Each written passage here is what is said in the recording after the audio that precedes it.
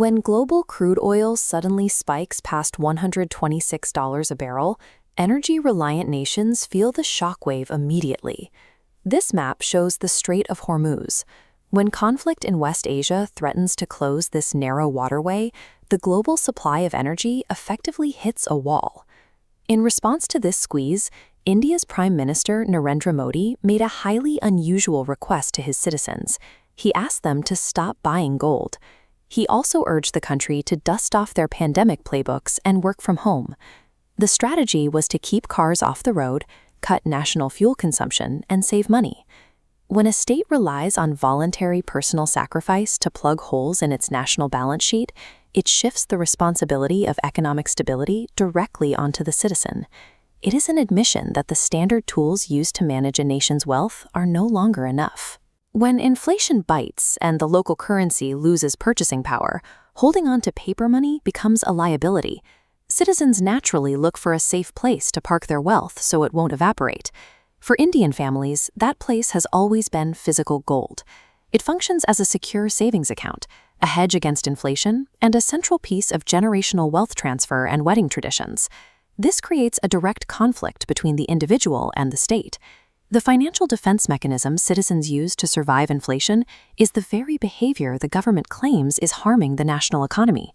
To understand why a citizen buying a gold bangle creates a macroeconomic problem, we have to look at how countries pay for things. India imports the vast majority of its oil, and global oil is priced and sold in US dollars. If a country imports more than it exports, it runs a current account deficit, meaning its supply of US dollars is constantly shrinking. This diagram illustrates the flow of capital. India imports nearly $72 billion of gold annually, which must be bought with US dollars. As citizens buy more gold, the nation's dollar reserves fall. With fewer dollars, the domestic rupee drops, making importing critical crude oil even more expensive. The government has tried to regulate this appetite before. In 2013, they hiked import duties to restrict the gold trade. Instead of saving money, it pushed the trade underground, creating an untaxable smuggling network. When economic incentives align with deep cultural traditions, administrative quotas fail. Deferred demand for gold doesn't disappear, it simply waits for a different route. While the Prime Minister was asking the public to stop buying gold, India's own central bank was taking a very different approach. Instead, the Reserve Bank of India is aggressively hoarding physical gold to deliberately strengthen its own national balance sheet. They've even gone as far as repatriating over 100 tons of their gold reserves held overseas, pulling it out of foreign custodians like the Bank of England and bringing it directly back to domestic vaults.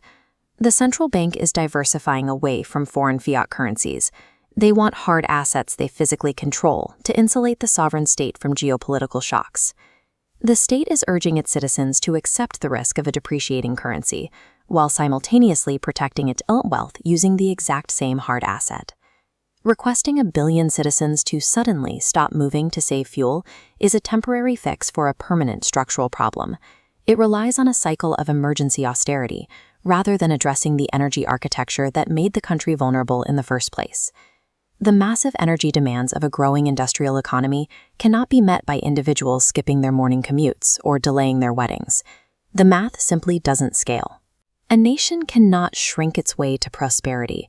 Suppressing domestic consumption to balance the books keeps the economy in a perpetual state of fragility. The actual root of this crisis is structural. When a country relies heavily on imported fossil fuels, foreign conflicts will dictate domestic policy. Escaping this loop requires building domestic, independent power production. Moving away from demand suppression means investing in infrastructure that generates power at home. When you produce your own energy, you stop hemorrhaging US dollars to buy oil. That relieves the downward pressure on your national reserves. Until a nation secures its energy independence, it will remain vulnerable to the outside world. And in that vulnerable state, the rational financial decisions of its citizens will always be viewed as a threat to the state.